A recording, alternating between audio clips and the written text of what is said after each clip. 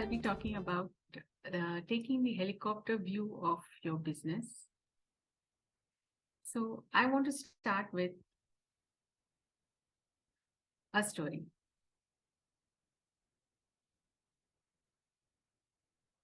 In 2000, Blockbuster was the movie rental king with 9,000 stores and 60,000 employees.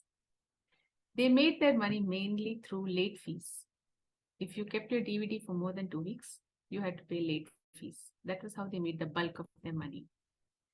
Now, Reed Hastings was a victim of paying late fees, and he didn't like it at all. So he thought there must be a better way to get people to watch DVDs or movies without having to pay this late fee. So Reed Hastings and Mark Randall started out a DVD rental by mail business. This was the time of the internet where it was just starting out. So they put all their stuff on the internet and they used to mail the DVD, which did not take up much cost. And they made it a subscription model. That means you keep it for as long as you want. Don't pay us any late fee. Just pay us a monthly fee. The business just took off because people loved this idea of not having to pay late fees. The internet boomed and crashed. At the time, Reed and Mark found themselves $50 million in debt. So they did the only thing they knew at the time to do. They approached Blockbuster and asked for a merger. They said, let's work together. Our strength is the internet. Your strength is your stores. If we merge it, we will become a giant and nobody can shake us. So Blockbuster was interested. How much is the main question. So Reed and Mark said, 50 million. Blockbuster laughed them out of the door. Reed and Mark somehow managed to go through the slump of the internet, and it soon caught up again. They had an IPO and they passed Blockbuster in revenue. In the year that Blockbuster could have purchased Netflix for 50 million, it has a market cap now exceeding 150 billion. And Blockbuster, who had 9,000 stores, it has got one. And not only that, Netflix decided that why should we wait for the movies to come out before my customers can watch? Let me introduce streaming services. And then they went on further. Why should my clients wait for somebody to create something? They started creating their own content. And today, they have more than 220 million subscribers. All because they did not want to pay late fees.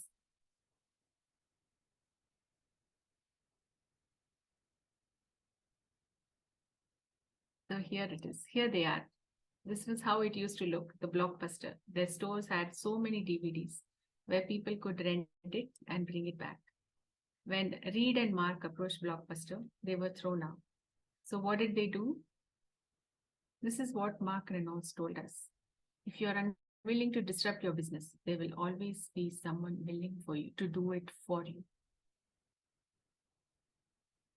When I quit the bank, right, after 20 years, me and my friend had got certified together as a CFP, Certified Financial Planner. And we decided to jump into the financial planning business because we were already certified. So barely had I got out of the bank, then we got into this business. She got certified. She took the license to be a mutual fund distributor. I applied and became SEBI RIA. And our plan was we would go to corporates, give the financial planning sessions and get clients that way. To this end, because we did not know how to speak in front of people, we didn't have any exposure, we joined Toastmasters to develop that skill. We got plenty of opportunities to give financial planning sessions. We were giving it for free, right? And we also offered, the basic financial planning structure.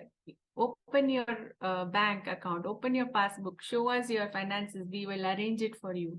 And then we will charge you for the planning part of it. we were excited because every session was packed full. On Ladies' Day, on Women's Day, Women's Day, we had 10 women and 40 men.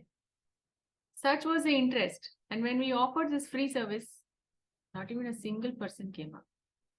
And this went on for months. And out of this, I learned two very hard truths. One is, it's not easy to set up a business, especially in financial planning, because the trust factor should be there. And people are not willing to open their purse and even look at their own finances, even if you offered it to them for free. And the second was, I did not like it at all. I absolutely did not enjoy this part. And so I was forced to take a hard look at where I was in life and what I wanted out of it. Not as a player, in the field, not even as a spectator, watching my business going from pillar to post. Not even as a commentator, seeing what is happening in the world and the arena of financial planning. I had to leave that world totally. That arena of financial planning was my world. I had to leave it, come out, go up, take the helicopter view of actually what was happening in my life and business. And I realized that I did not want to be a part of the financial planning world at all. So then what? What should I do? What could I do? It so happened that in Toastmasters, I had become an area director, and I had 5 clubs which I was looking after, 4 of which were corporate clubs. And I had to go to those clubs and take financial planning sessions. No, sorry, take Toastmaster sessions. And I so loved it. I loved the training. I loved the interaction. I loved seeing people improve. And so I changed. I became a soft skill trainer.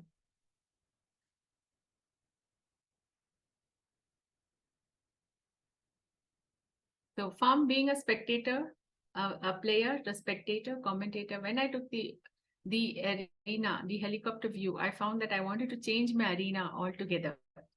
And that is what I became. I became a soft skill trainer. Moving on. Let me speak to you now about the chewing gum, Wrigley. We all know about this, right? We've all heard about Wrigley's. It's a world famous chewing gum. But it didn't start out that way. William Wrigley Jr. was actually selling soap and baking powder.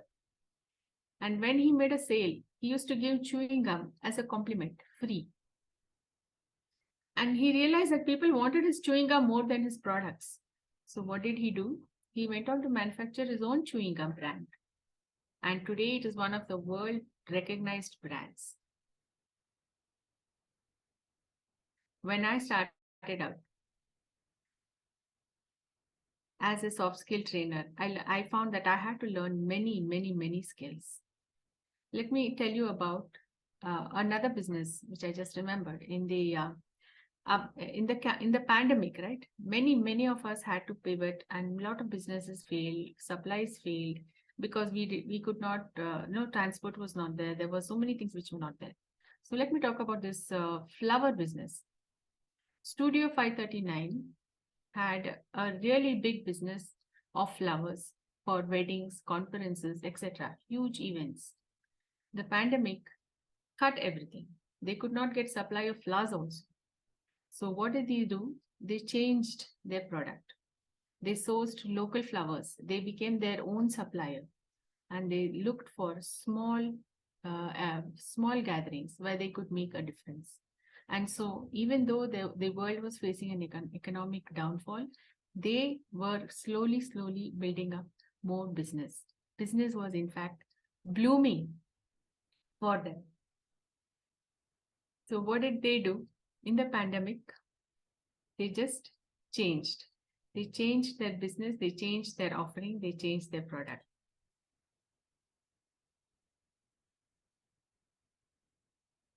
So this is William Wrigley Jr. When he started out, he looked like this. And this is what his products look like today. This is the Studio 539. They had flowers. They became their own supplier, and they changed and pivoted during the COVID times when they saw what was happening. They changed the product. As for me, when I started out as a soft skill trainer, I knew there was a gap in communication because I saw it when, as a Toastmaster leader, when I visited the clubs, I could very clearly see there was a gap in communication. So I knew I had an audience and business for a soft skill trainer. When the pandemic happened, training was the last thing on corporate minds. And so my business just dried up. So what did I do? I had to change. And again, I had to go up and see what is happening, what are the things that I could do. And that is when I saw that in the course of being a Toastmaster leader, where I had to manage a huge team across Karnataka and Kerala with people in a voluntary organization who had to do what I wanted them to do. So I had to persuade, inspire, and build them up so that we all face the same direction and it was a win-win situation. I realized that what I did was building up their confidence. And so I became a coach. This is what I was doing. So I switched, I became a coach, and I started coaching. A change of product from a soft skill trainer into a coach.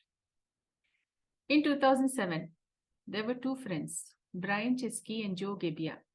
They rented out air mattresses in their San Francisco apartment for two reasons. One, they wanted to meet that month's rent and they needed to make money fast. Two, there was a conference happening right there and all the hotels and everything was booked and there was still demand. And so they did this. They called their service Air Bed and Breakfast. But they soon realized it only works if there is a conference and all the hotels are sold out.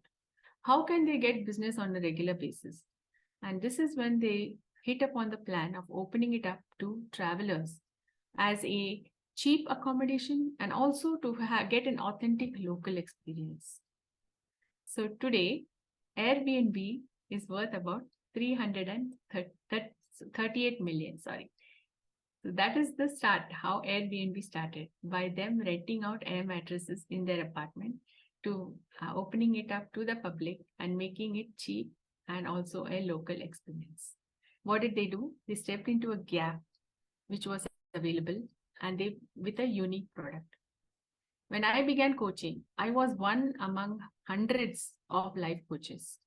So what could I do to differentiate myself, to become, that person who people will come to or not be just another name? And so I looked around first to see what I did and to see what was required in the market. And that is how I became the confidence multiplier. And I realized this is what I did. I did not build leaders. I was not a leadership coach. I was not a life coach. I was very, very niche. I was a confidence coach. I built up the confidence so that you became a leader. You did well in life. You succeeded. So that is how that moniker was born, being a confidence multiplier. So in the 1930s, Qtol was designed as a to clean black residue left by coal heaters on walls. However, the days of coal heaters were getting long past. Gas and oil were becoming more popular. So this product was in danger of being shut down. The factory was in danger of closing. When they heard of a teacher using the products in their arts and classes as a form of creating, models. So they renamed their product, and today Play-Doh is a $14 million business. Let me share this story with you. This is what it was earlier, and this is what it became, Play-Doh, in the early stages. So the same product, they just changed it because this product had no use. They listened to the customer and they found out that this has a use, and this is how Play-Doh is there today. And it's such a great company that every household will have this. So what did he do? His name is Nick. He listened to his customers. When I became a confidence multiplier, I got a lot. My slice of life, I should say, is executives who want to step into leadership, who want to change their role, but who need to have the confidence to get into that conversation. So as I coached people, I found that there were a lot of questions and doubts which were repeated many times. And I was part of a mentoring group, and I was told that how do you set yourself up as authority? Answer the questions that your clients have. And so was born my first book, A Shot in the Arm, which covers 25 questions of workplace confidence.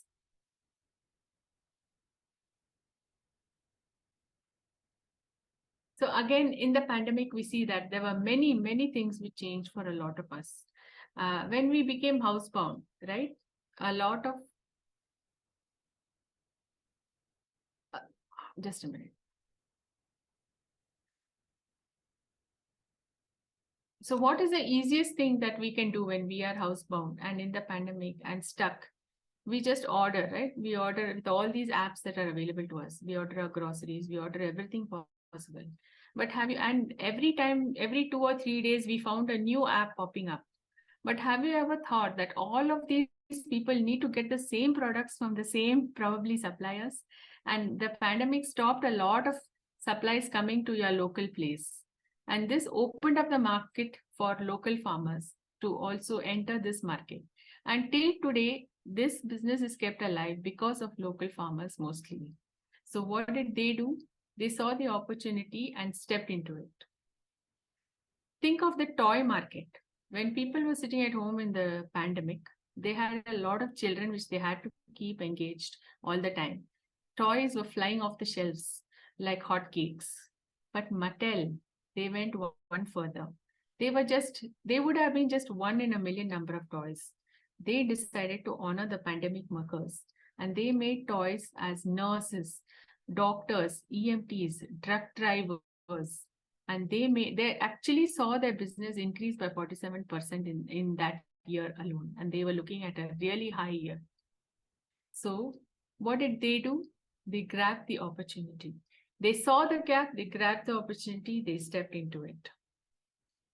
When I was coaching, again, I had an opportunity to be mentored and part of a group. And here I found out that because of my years of speaking, I could actually monetize it by becoming a professional speaker. So I took the opportunity to become a professional speaker. And I designed my keynotes on building confidence to, be making confidence the first step towards leadership. And out of this keynote was born my second book, The Little Big Book of Confidence, which covers my keynote and gives strategies to actually develop confidence in the workplace. So these things have helped me all along to change. It is, I'm not a business owner, but I'm a solopreneur. This is my journey. It has helped me to change, to shift gears. Each time I found that I had to either change the product by becoming a coach from a soft skill trainer or stepping into a gap by actually going niche down and becoming confidence multiplier, to listen to my customers and release my book on the common challenges faced by people, and grabbing the opportunity to become a second time author as also a professional speaker. So what are the things that helped me to do that was, I always used to ask this question: how will this affect the life of my client and my business? And if so, how can I offer more value? So these are the things which have guided me. And other things which have helped me is also being a part of groups, keeping myself, open to new ideas, new thoughts. Like, let me give you an example. I was in a group of random group. I don't even know how I got into that group. But there I heard people, executives and even business heads saying, I need to give a speech at this event. I have to talk to my employees about this. I have no idea how to put a speech together. I don't want to bomb. And so out of this was born my idea to offer speech planning and delivery services. As a speaker for many, many years, this is sort of second nature to me, how to plan a speech, how to give it out. And when I saw that there was a gap, so this idea was born out of that. And the other one is I like to expose myself to new ideas, new people. This group is a very good example where you learn how each of the industries work. And maybe one person's challenge can actually spark a new idea in your business. and also to pursue your unique interest, whatever that may be. For example, mine is drawing mandalas. How do I inculcate drawing mandalas into something like building confidence? I do. It helps in so many ways by building focus or whatever. So it's a chance for me to talk about both. We have Kanchan here, who is an architect and a lawyer. And interestingly, I met a tech founder last week who is totally non tech. She has a master's in law and four other degrees. And she said that her law education helps her know what are her rights in the tech business. So she told me that no education goes wasted, and I totally agree.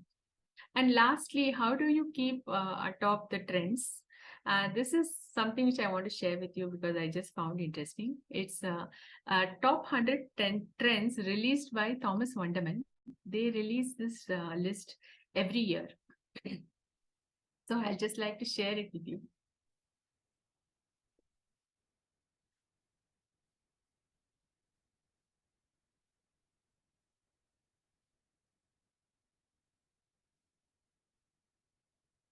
So these are just some of the trends that are available there, which they think is actually coming up this year. So this whole list is available on the net. You can download it. Some of them are really interesting, and some we will think, oh my God, where is this coming from? But actually, if you look around, right, this is the company. Many of those things are already happening today, and this is what we are seeing happening. So I found this very interesting, and this is just something that I want to share with you. So to conclude, taking the helicopter view of my business has always helped me to pivot and move forward.